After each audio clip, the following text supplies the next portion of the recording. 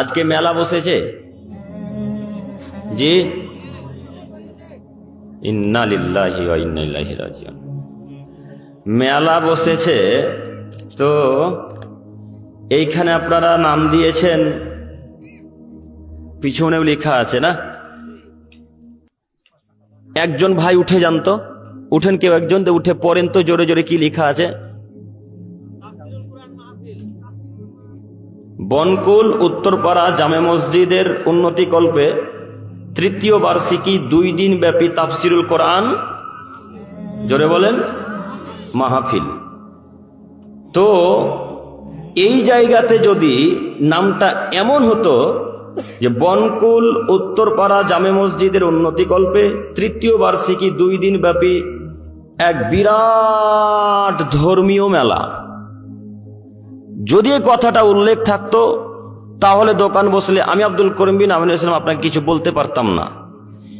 যেহেতু এখানে তাফসিরুল কোরআন মাহফিল দিয়েছেন, কাজেই এখানে দোকান বসার কোনো যোগ্যতা রাখে না। তো এখন যে আপনাদের বনকুল উত্তরপাড়া এলাকাতে দোকান বসেছে, তো আমি কাপুরুষ না আপনারা কাপুরুষ? জি, কথা বুঝতে পারেন? বনকুল উত্তরপাড়ার মানুষ কি সব হিজরা হয়ে গেছে দোকান ঠেকাতে পারলো না? দোকান ঠেকাতে আমি কি মুর্শিদাবাদ পশ্চিমবঙ্গ ভারত থেকে আসবো? দোকান কাকে ঠেকা লাগবে? আপনাদেরকে। তো আজকে এই তাফসিরুল কোরআন মাহফিলে যদি দোকান বসে, তা আপনি কি উন্নতি করবেন বলেন? কি উন্নতি করবেন? আমি এইখানে বক্তব্য দিব যে আজকের পর থেকে পৃথিবীতে যারা মুসলিম হিসেবে বসবাস করছে তারা কোনোদিন বিড়ি সিগারেট খেতে পাবে না, পান করতে পাবে না।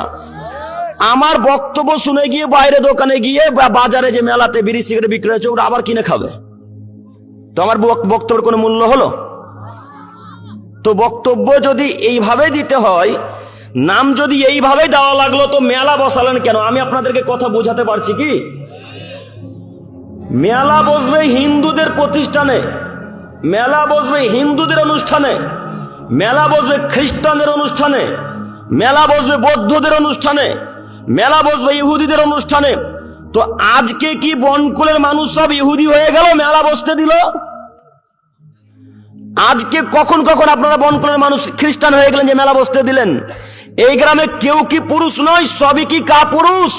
একজন কি বলতে পারলো না বেটা দোকান বসিয়েছো, দাও তো ভেঙে দেবো একেবারে, দাও দোকান তুলে দাও, তুমি আমাদের স্থানে জালসার মাহফিলে দোকান দিতে পারো না? এটা ইসলামিক সভা, যতক্ষণ ইসলামিক সভা থাকবে ততক্ষণ কোনো দোকান পাশার চলতে পারে না। এখনো মেলা চলছে, যান দেখে আসেন। ওই মেলাতে আপনার মেয়েও জেনা করছে, আপনার ছেলেও জেনা করছে। ওই মেলাতে আমার মাকে জঙ্গিপুর থেকে মুর্শিদাবাদ থেকে আনিনি, ওই মেলাতে আমার স্ত্রীকে জঙ্গিপুর মুর্শিদাবাদ থেকে আনিনি, ওই মেলাতে আমার কন্যাকে জঙ্গিপুর মুর্শিদাবাদ পশ্চিমবঙ্গ ভারত থেকে আনিনি যে আমার মেয়ে আজকে জেনা করছে। আমার মেয়ে জেনা করে না, আপনার মেয়ে, আপনার স্ত্রী, আপনার মা এখন জেনা করছে, নিশ্চিত করছে, অবশ্যই করছে, অবধারিত করছে। যান দেখে আসেন, একটা ছেলে একটা মেয়েকে ধাক্কা মারছে, যান দেখে আসেন। আপনার লজ্জা হয় না? আপনার হায়া হয় না? আপনার ইতস্তবোধ হয় না? আপনার বোধগম্য নেই? আপনি পুরুষ বাড়িতে বসে আছেন, স্ত্রী ফুচকার স্টলে কেন? আপনি পুরুষ বাড়িতে বসে আছেন, আপনার স্ত্রী ঝুড়ি জিলাপির দোকানে কেন? আপনি কখন কখন কাপুরুষ হয়ে গেলেন? আব্দুল করিম সাহেব, আমার স্ত্রী ফুচকা খাবে না, মহিলারাই ফুচকা খাবে, পুরুষরা খুব কমই খায়, তাই না?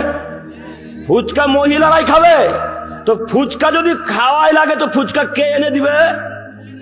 কে? স্বামী। তো এখন যত নারী আর মহিলা ঘোরাঘুরি করছে, এদের কারোর বাপ স্বামী কি ভাই বেঁচে নাই পৃথিবীতে? সবকে কবরে ঢুকেছে বনকুলের। বনকুলের গোরস্থানে কি সব গোরস্থানে দাফন হয়ে গেছে? মহিলা কেন বাজারে কাপুরুষের মতো? মহিলা কেন বাজারে? ঝুড়ি জিলাপি ফুচকা খাক, আমি আব্দুল করিম ইসলাম আপনাদেরকে নিষেধ করতে আসিনি, খাবে, এ কথাই স্বাভাবিক, এটাই ঠিক। তো আপনার মেয়ে কেন বাজারে?